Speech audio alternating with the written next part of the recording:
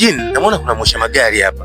Huyu bwana anaweza akawa akanipa kitu ambacho naweza nikahitaji kufahamu zaidi nikanyepa. Bwana mambo vipi? Bwana mambo poa bwana. Kama kawaida? Mungu anasaidia. Naona unapiga usafi. Napiga usafi sasa magari lazima ang'ae. Wewe unaitwa nani? Mimi bwana naitwa Chawa kama Chawa. Chawa ni mmoja.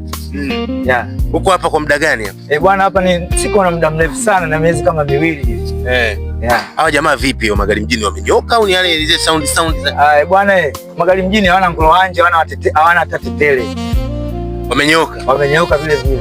Hii kazi ya kuosha magari si hapa au kuna sehemu ambapo umeanzia? Bwana mimi sikuanzia hapa. Mimi nimeanzia kuna sehemu nimeanzia.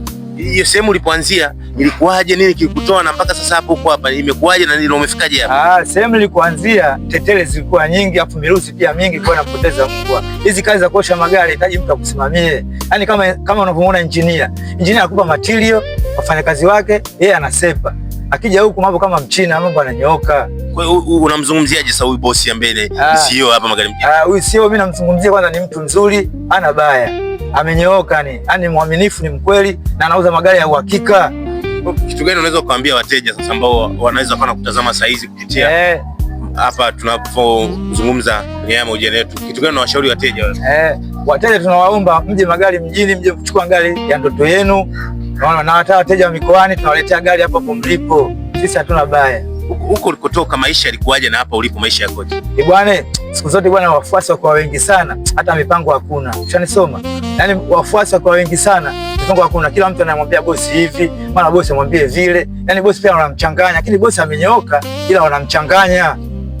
Kwa hiyo huko ulikotoka watu wanamchanganya. Wanamchanganya bosi. Bosi kanyooka, ni mtu mzuri, mtumishi wa Mungu, lakini wamempoteza. Hapa ulipo sasa, hapo ndani nilimkuta madam bosi. Mnaishije hapa? Ni mahusiano yenu kama nyinyi staff wa hapa mnaishije?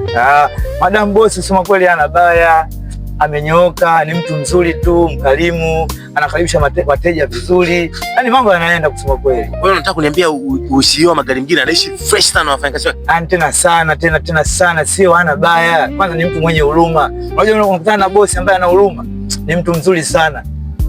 So hela mpaka mshahara mwezi. Kashamaliza. Kama chizi. Bana poa bana.